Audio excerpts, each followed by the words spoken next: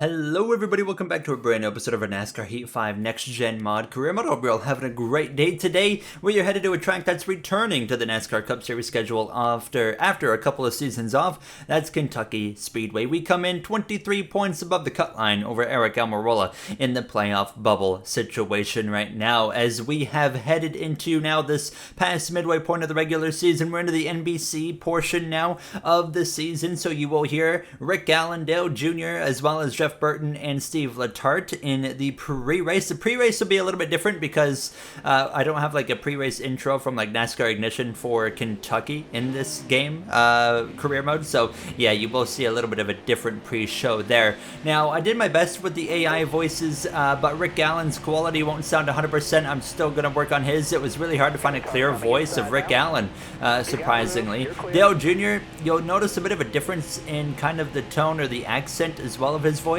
But Letarte and Burton were pretty well. But yeah, you'll definitely notice a few things there that I'm going to continue to work on, this season, going into next season as well here now. And those pre-race shows also give me ideas for the storylines of NASCAR and their broadcast contracts and who could take over and whatnot in the future. So give me ideas on that, maybe different commentators and whatnot for different TV deals in the future. But we got done practice here, now focusing in on qualifying on Saturday early around noon time here now in this Money Lion Toyota Camry here for this 2311 racing team, as we actually have a team meeting scheduled for after qualifying here in between qualifying and the race with Denny Hamlin as well as Bubba Wallace. So you'll stay tuned here in just a moment for that here now. But yeah, Kentucky, not a hard track to drive, but it is certainly a unique mile-and-a-half here in NASCAR Heat 5. But going down into turn 3 and 4, getting planted right on that yellow line as we come through the center.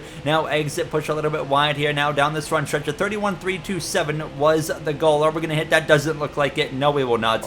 Nearly half a second, actually. Yeah, good half second off with a 27th place effort with a 31.878. So we got some work to do, as I feel like I say just about every episode at this point here in a 4-star car, of course. You can see the rest of the qualifying order. Our teammate of Bubba Wallace in 23rd. Tyler Reddick returns. He's just outside of the top 20, and on pole it's going to be Denny Hamlin alongside Chase Elliott there on that front row. Before we have the team meeting, let's take a look at the Trucks in Xfinity race finishing results from this weekend. Zane Smith gets his 6th win of the season in trucks. It's pretty obvious that he's going Xfinity racing at least next season. I can guarantee that already. He won on the dirt in Eldora. Now on the Xfinity side of things, Josh Berry picked up his 2nd win of the season. Ty Gibbs starting to go on a bit of a streak as well. Got the win last episode, 2nd place result this time around as well. So he's looking very, very good here as the regular season is well underway now at this point. But now let's go for the quick team meeting at 2311 Racing.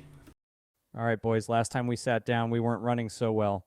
Our performance has increased a bit to the point where you both are in the playoff conversation now, at least. Yeah, the cars are a bit better now. I think Gary and I can both agree, however, that there is still a long way to go.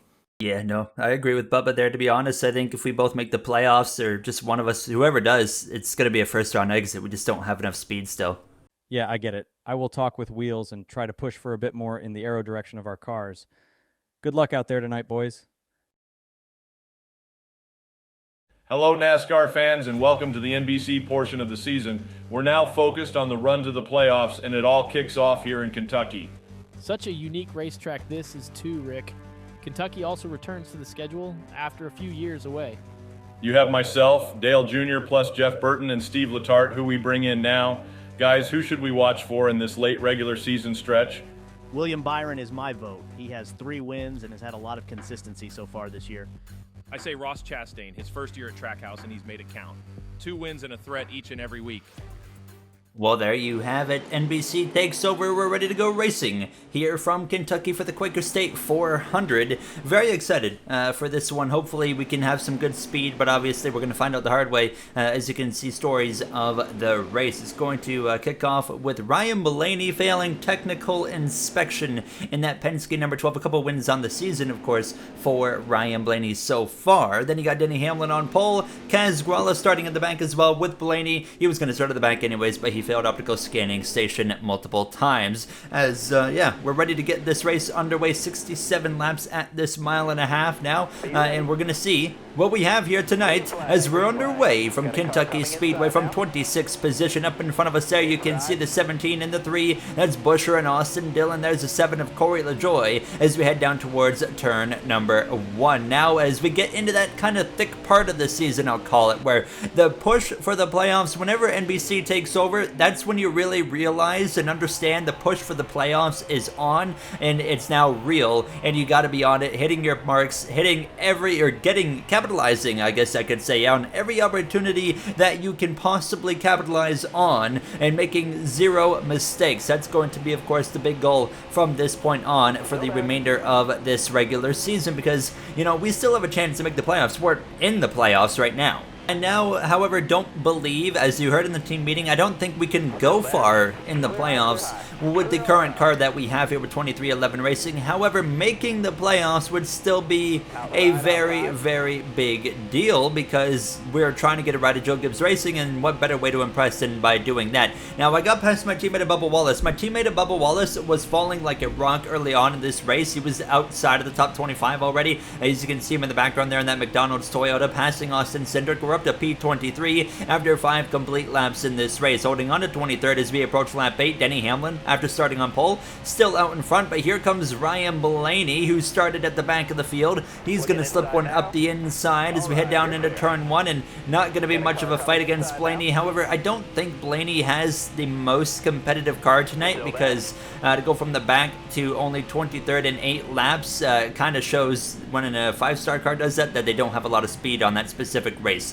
You can see I was actually able to maintain with Blaney and pass him back. Actually, he's on the outside, so on the lane you don't want to be in, so that made the pass easy. But then we exit turn 2, lap 10. Here goes Ty Dillon at my inside, and I quickly found out with this car, it got really loose on the longer run, and I was struggling quite a bit on the longer run. And the longer run, I'll call it, it's only about 10 laps in, halfway through stage 1. No pit stop necessary, so we will be able to make it to the end, but we lose the spots to Blaney. You can see me right there slipping on the exit of turn 2. That opens the door for the 21 of Harrison Burton now to go by on my inside. Down to P26. We are not looking so good for 2311 Racing. I'm 26. My teammate at Bubba Wallace is outside the top 30. That will help us, however. The caution is going to fly. It's for the 24 of William Byron. We heard at NBC Burton talking about Byron being maybe the favorite right now, but now he brings out the caution. You see immediately some adjustments there, going big time up on the wedge to tighten up the car. There's a replay of Byron.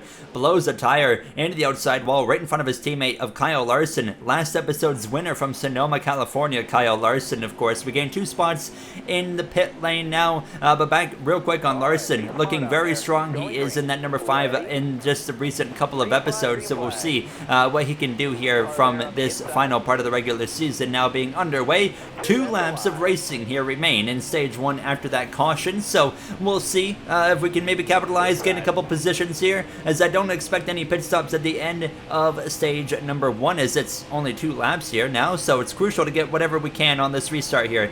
But unfortunately, being on the outside makes it a little bit more difficult. Denny Hamlin's been leading from start to finish so far, looking very strong. He's been winless. Toyota hasn't won a lot of races this season. We've seen Christopher Bell win. Kyle Busch has a win from Darlington, but that's it. Truex hasn't won. Hamlin hasn't won, and then 2311 Racing, myself, Bubba Wallace, we haven't won either. Neither are our cars really capable of being a contender to win, while Joe Gibbs is here. Now as we exit turn 2, way up the track into the outside, wall damage down to the right side, immediately right there down this back stretch for the final time. That puts us down to P28 as we head into 3 and 4 for the final time. Denny Hamlin, sure enough, is going to come through down this run straight away. He's going to win stage 1 over Christopher Bell and Ross Chastain. We're going to come through to cross the line. We do pass Greg Biffle, but the caution comes out. It's going to be P26 here in stage 1. That's not what I want to see right there. How about Tyler Reddick? So Tyler Reddick back on the scene. He returns to Cup Series racing here in Kentucky, getting a pretty competitive top 20 result in stage 1 in that number 8 RCR car. So good on Reddick there now as we're going to get ready to go back green. So we lose 1 spot. I was pretty happy about that, to be honest, because that puts me on the inside where I want to be for the restart. Kentucky is one of those tracks where I just, at all costs, do not want to be on the outside line. So I was pretty happy that we're down here now as we're back underway for the start of the second stage here in this Quaker State 400. Awesome to see Kentucky back on the NASCAR Cup Series schedule. This is in place of Nashville because, well, Nashville just is not in NASCAR Heat 5. I wonder if there's ever going to be a day where we can get track mods in NASCAR Heat 5. I mean, we have now proven that it's possible to get a whole car model put into the game, so if we can do that, I mean, maybe one day tracks will be possible. However, I hope we don't find out, because I think that would mean that we are still stuck with NASCAR Heat 5 in a couple years, and that NASCAR gaming is in an even worse place somehow than it already is. Speaking of that, I want to thank you all for the support for watching this series. So many of you guys have been supporting this series, and it's awesome. I really do appreciate it. And yeah, thank you, because I didn't know how it was going to go with the current state of NASCAR gaming being the way it is. You know, when I started my NASCAR Heat 5 career mode, which was my most successful series on the channel, you know, that's when NASCAR gaming was on a big uproar. You could kind of call it going towards NASCAR ignition. Now it's completely the opposite of that. So thank you once again as well. iRacing career modes with IndyCar and whatnot, and NASCAR hopefully on the way very soon within the next couple of weeks. I had a lot of setbacks recently with the whole internet outage and then the strep throat. And then I had an ear issue last week as well that sent me back another day or two. So anyways, it's on the way, just a little bit behind schedule because of that stuff over the last month and a half. But yeah, focus back in here. 3 wide in the middle between the two Dillon brothers right now. As you see Austin on the outside, Ty on the inside, Almirola as well slicing through on the outside. And as these laps were going on again, I was starting to struggle more with these tires. Denny Hamlin again still out in front. I'm pretty confident unless he has a bad pit stop or crashes, there's no way he's losing this race at this point here. Now, as you can see myself just fighting up the inside of the number 7 of Corey LaJoie as we exit 4. Can't quite get the pass completed or even stay alongside him. Really fighting hard to try and maintain. And you can see, once again, up the inside of that 7. Down now this front straightaway as we head across the stripe there. Trying to break into that top 20, but we got to pass Eric Almirola to do that. But we got to get clear of the 7 car first. Maybe right here we will, through 1 and 2, and no, we will not, actually. LaJoie barely hangs on my right rear. So down into turn 3, though, I finally complete the pass on LaJoie up into P21. We go, and as soon as that happens, the caution flies, and you see immediately some mixed strategy this time. I decide we're going to be one of those drivers that risks it. Stay out here. We can get stage points, and we need as many as we can get. You hear our crew chief Stevie Speed still telling us to stay out. Denny Hamlin, the first one on tires in 8th place. So we are going to have 3 laps of racing here in this second stage. Harrison Burton joins us on the front row. Cole Custer, Brian Kozlowski, Chris Buescher, Kaz Gralla all behind us on old tires as well. My hope is that these drivers on worn tires hold up everybody, specifically Denny Hamlin, Ross Chastain, Christopher Bell. Those are the 3 quick cars right now. So just trying to win the stage would be perfect, but we stayed out because we know we're in the playoff bubble situation. We're only 23 points above the cut line coming into this race. We didn't get any stage points in stage 1, neither did Almirola, who's the first car out. But look behind us. Denny Hamlin is absolutely hauling the mail. Look in that rear view mirror. He is flying 1 lap, and here he goes around the outside. I have nothing for him. See you later, boss man. He is long gone in that number 11 FedEx Toyota Camry. That is absolutely insane, the speed he has. And it wasn't over for me. As we start the final lap of stage 2, Chastain and others broke free of the cars on older tires. I move up the track, not on purpose, but I just slide up, and there they go. Chastain, now Christopher Bell. Here goes the 60 of Kurt Busch again, having a great run here in Kentucky. Kurt has been running so well in the last 5 to 6 races, and then you've had his teammates run well last episode in Sonoma, but Kozlowski and Buescher tonight have had no speed. They've been both outside of the top 20, while Kurt's been in the top 10 again. We crossed the line for P5, so we get 6 more points than what we were going to get if we came into the pits. Those 6 points could make a huge difference come the end of race 26, the regular season finale. We are, however, going to pit, and everybody that did pit previously, a few moments ago, they are going to stay out on the track. So that does mean we will give up quite a bit of track position, but in my opinion, it was worth it because, yeah, we're going to restart P32, the first driver on fresh tires, but we should be able to get back up to where we were and just have 6 additional points to come out of this race with. So I don't see why, I don't see any negative to what we just did here. Now, we're going to be back underway. Todd Gilliland with a bit of a slow restart right there. One of the drivers we're battling, of course, for Rookie of the Year, but Denny Hamlin leads the field down into turn 1, and those laps that we led, the one lap that we led, was the only lap so far, I think, this race that Denny Hamlin has not led. So, you know, Toyota has been looking good tonight, as we can definitely say Toyota has led every single lap of this race for sure, as we continue in this second lane right behind this 38. There we go, up the inside of Gilliland now. Maybe go 3 wide in the middle there of the 66 and that 38 across the stripe here. 24 laps to go. We will have to pit under green flag conditions. I did remember to turn the fuel and tire wear up to 3x after the road course in Sonoma. Now there you see Ryan Preece in that number 51. You might see him in that car quite a bit here in the future now, as we catch the outside wall, get some damage right there. Not what we want to do, and we drop it down to P34 pretty quickly there now, as you see me quickly survey the right side of the car to see what kind of damage we got, but it really wasn't much, just a couple of minor, you know, visual damage done to that right side. Here we go now up the inside of the 78. Ryan Preece right in front of us. We're going to force a 3 wide with him in that Rick Ware Ford Mustang now to break back into the top 30, so not making the progress that I've wanted to make. Unfortunately, my teammate Bubba Wallace continues to struggle in that number 23. Some radio communications with that 23. Holy this car is a piece of Yeah, Bubba's not having a good time tonight. He's been really struggling, and you know, we've seen him kind of go back and forth just like myself, where he kind of goes on a run, gets towards that playoff, and then kind of fades a little bit. We've been in the same situation once already, where we got into the 16th position, then we faded down a few spots, and now we're back into the 16th position in the playoff situation. How many times am I going to say playoffs in this episode, I swear? But we got past Greg Biffle there, and that number 44 up to P25. Cole Custer, the Talladega winner, right in front of us, and the caution is going to fly, and it's in the background. It's the 3 of Austin Dillon, who's going for a bit of a ride. He's gone up and over multiple times, and the caution, well, is for that. He blows the tire into turn 3, and you're going to see right here, watch this, he gets hit by the 44, who we just passed. Bubba clips him, then the 51 hits him as well, and then the 50 comes through, and I mean, the amount of cars that just hit Austin Dillon is absolutely incredible now. Arca brakes as everybody comes into the pits here for 4 tires and fuel. No changes for me. The car, I don't think, could have gotten much better. I did take 4 tires, however, and gave up 11 positions because I felt like 2 tires that I figured the AI would take would just not work for me. So I decided to do 4, and I think we can probably get a better finishing position on 4 fresh tires compared to 2. Hamlin still out in front. That team has had a flawless night with that FedEx Toyota Camry now. Pit stops have been executed tremendously, and, well, the speed has been absolutely beautiful there, as Chastain and Bell have been right there with them all night. Just not enough out of those cars now as we head down this back straightaway here, right to the back of the 51 of Ryan Preece. A big shot to the back of the 51 as we head down into turn 3. Preece, he's going to lose it into turn 3. He's going to go crashing into the outside wall. The caution's going to fly immediately here in Kentucky. The damage is done to the 51. Please apologize to the 51 for me. That was all me. I did not mean to do that. Yeah, I was not trying to wreck him.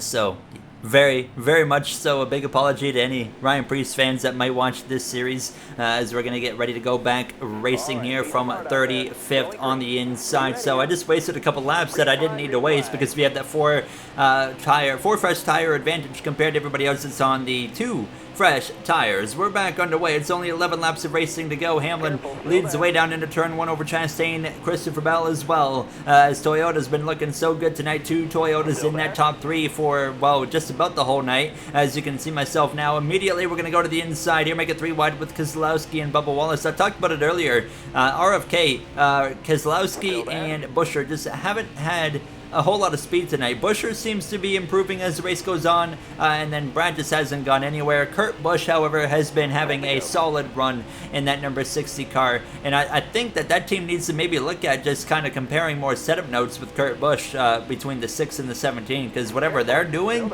is just proven to not work. I mean, it worked great last episode. There's been a few standout moments where the 6 and the 17 have looked good, but I can tell you right now, that team is working very hard behind the scenes to try and find consistent speed through all 3 cars, so stay tuned on their progress. Now 8 laps to go, and we are moving through the field up the inside of Ryan Blaney. He started at the back of the field and just hasn't been able to progress really much forward past the top 20, and now we are into the top 20, passing the Daytona 500 winner of Garrett Smithley. I actually talked to Garrett Smithley last night about him winning the Daytona 500 in my NASCAR Heat 5 career mode. We're going to completely cut the video and take a listen on that clip. Hey, Garrett, you got a copy? Yep. Oh, baby. I just want to proudly let you know that you won the Daytona 500 in my NASCAR Heat 5 career mode series on YouTube. God, spoilers. What accomplishment? Holy smokes. Did I get a trophy or something? He does not get a trophy. Now, you can watch me live on Twitch, by the way, at twitch.tv/Formula Owen, but Twitch is being crazy lately, so I don't know how much longer I'm going to be on there, but that's my Formula 1 channel, but I do any of my NASCAR stuff on there, too, because I don't feel like streaming on 2 different channels. Anyways, slicing through, passing the 99 of Daniel Suarez, the 42 of Ty Dillon as well, up to P17, but the battle wasn't over with 3 laps to go. Hamlin's still in command. Nothing's going to take him down tonight. Now Suarez back up my inside down this back straightaway. We're going to fight through 3 and 4. I was pinning him down quite hard to make it difficult as I could for him to be able to clear me. As we head down this front stretch, though, 2 to go, he will get cleared down into the first turn. So back to P18, Chase Elliott in that Napa Auto Parts Chevrolet not far back. He's had a rough night, surprisingly, as we head down into turn 3, approaching this white flag here. Denny Hamlin is about to take the white flag. Does he make it? Yes, he does. The race will be official here in about 28 seconds time. Now, Elliott to my rear bumper. We're on the inside of that Trackhouse driver of Suarez. Trackhouse Racing, 2 wins on the season, both though to the name of Ross Chastain instead of Daniel Suarez. Elliott right there pounding on my bumper just about. We've had a couple of run-ins, including last episode with that 9. None of our own fault in the last episode now. As we slide up right there, try to cover up the 9. Suarez gets cleared down this back straightaway into turn 3. However, Elliott's going to slip one up my inside. Kind of caught me off guard on that one. And Denny Hamlin, he's already exiting turn 4, front straightaway, crossing the line. Hamlin gets his first win of the season here in Kentucky with NASCAR's return to the line. Elliott gets us, and we end up P19. Just not a lot of speed in the car. The 4 fresh tires certainly helped, and the top 3 never really changed tonight. Bell and Chastain up there. Allmendinger with a good run. Kurt Busch in the top 10. Tyler Reddick in his return from concussion has one of his best runs of the season. P11. Our teammate Bubba Wallace, P33. Absolutely awful. And P19, honestly, that's a better finish than what we ran for a lot of the night as well. It was just not a great night. Here's a look at the trucks points and Xfinity and Cup on the way. Zane Smith is at the top of the board by a long shot. Not even a contest when it comes to that stuff. And everybody else is just 1 win and whatnot behind him as they head to Kentucky in the next episode. Now, on the Xfinity side of things, it's Gregson at top of the board in the playoff grid with 2 wins, with Barry Hemrick as well having 2 wins apiece, and Justin Allgaier. Riley Herbst, Allmendinger, the 2 drivers in on points. Now let's focus in, though, of course, on the Cup Series. We are the last one in still. We gained 2 points, so those 6 points helped us in Stage 2 that we went for. 25 points above the cut line. Bowman closes in, though, 33 back, 39 for Suarez, 47 for Jones. Bubba, after his terrible day, 53 points out. And the championship, regular season championship battle is also pretty close right now between Christopher Bell and Joey Logano. Just about 30 points between those 2 drivers. Checking the rep, Austin Cindric's annoyed with me, but that's really the closest one to a rival we have, so we're doing pretty good. That's going to wrap it up for me. In the next one, I think we're going to Road America. Don't quote me on that, but we'll see. I'll see you guys in the next one. Have a great day, everybody.